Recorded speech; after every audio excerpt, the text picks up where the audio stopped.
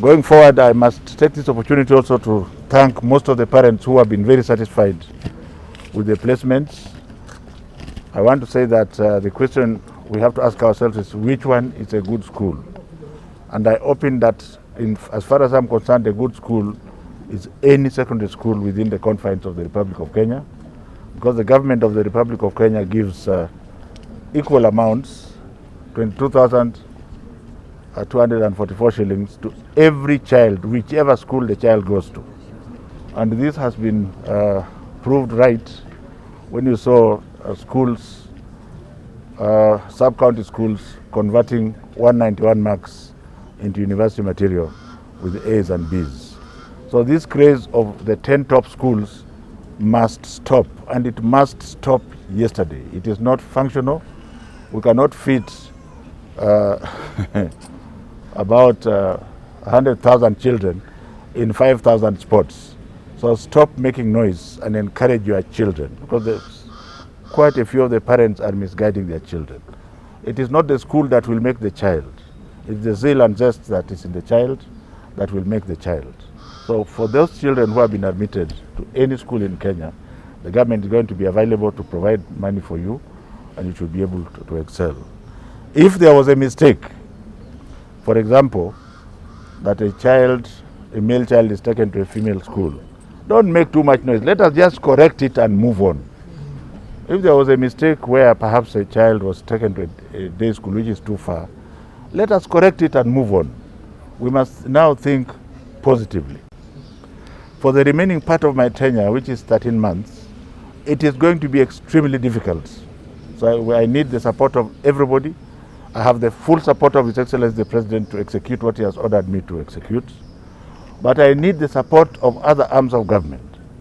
For example, as we speak now, Professor Fatuma Chege is holed up in Machakos, trying to find out how many of the primary schools we are going to make junior secondary schools. And in the budget, we have 1.9 billion for infrastructure as far as tables and chairs are concerned. Our concern now strategically is to ensure that we get desks to primary schools, only those primary schools that are going to be junior secondary schools. We have only 18 months. So this toxic politics of moving up and down, I'm not prepared to take part in it. I have a job to do. My job description is very clear, and I said I'm going to execute it.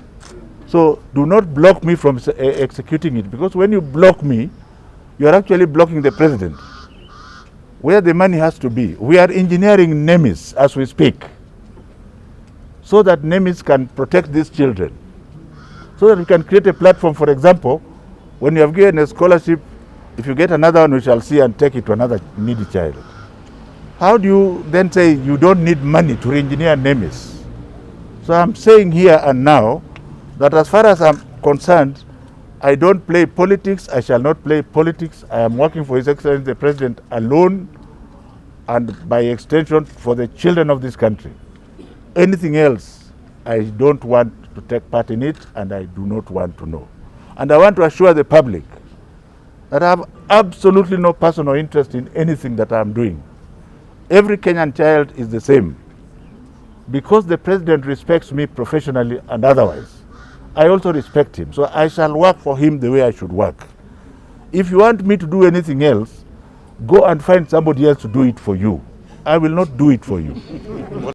Is an institution in Nyandarua that was closed yesterday of increased number of people? Now I knew you are going to ask about nothing. Is there alarm in our school? The government of the Republic of Kenya is doing everything possible to ensure that our children are safe. Even these ones that have left school. Have you seen any without a mask? Look at them very well. Well adorned with masks. There's soap and water. Are we together? We are talking about 14 million children. Why do you want to make noise about 6 of them or 10 who have COVID? This is not an issue at all. And I have continued to encourage His Excellency the President to continue to bite the bullets. You remember the noise you people were making before. if the president was not bold enough to open schools, would these children be lining up here now to get scholarship to go to high school? Which high school? So please ask us important questions. Thank you very much, ladies. I have sat through 4 interviews and I am extremely satisfied that these scholarships are going to go to the children that deserve them, some of whom are behind us here.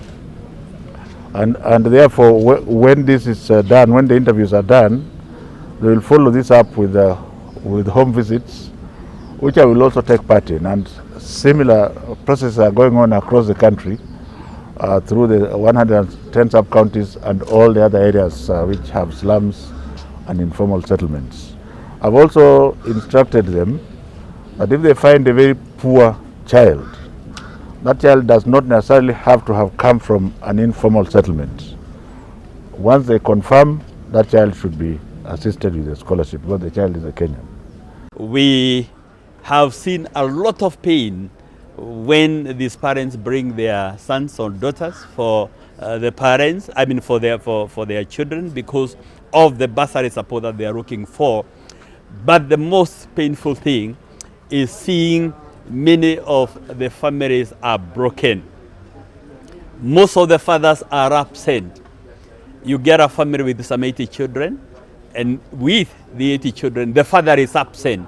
The father have absconded their responsibilities of taking care, either in the payment of school fees, educating their sons and daughters, or even feeding the family. Maybe what these men do not understand, that these are not just children. In their midst, there could even be very great personalities, great doctors, great engineers, great politicians. Who knows would want to urge the fathers not to run away. It gives the children a lot of pain, particularly when you ask that question, where is your father?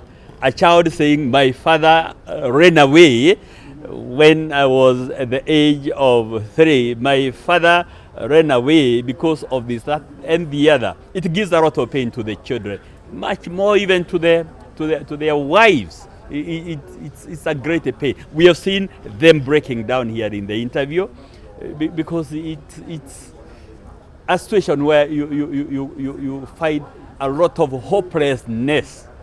But then God is still there, and we pray that the government will do even much more in this kind of a program that they are doing, and whatever else that can be done to help every single child of this nation. We would urge the government to do the very best. Well, they have done, but still much more can be done. Na sababu niko hapa kufanya interview, ama sababu nilijaza hiyo form juu kwa mapato ya Kenya ya sahi, mapato ni kidogo, haitoshi, haiwezi kafika nipate na kitu ya kulipia mtoto shule, juu mtoto naye ameitwa huko St. Mary na sina uwezo ya kulipia hiyo fees. Kwa hivyo naomba serikali waweze kutusaidia raia wenye wako chini, wenye wana mapato, ili watoto wetu wapate kusoma.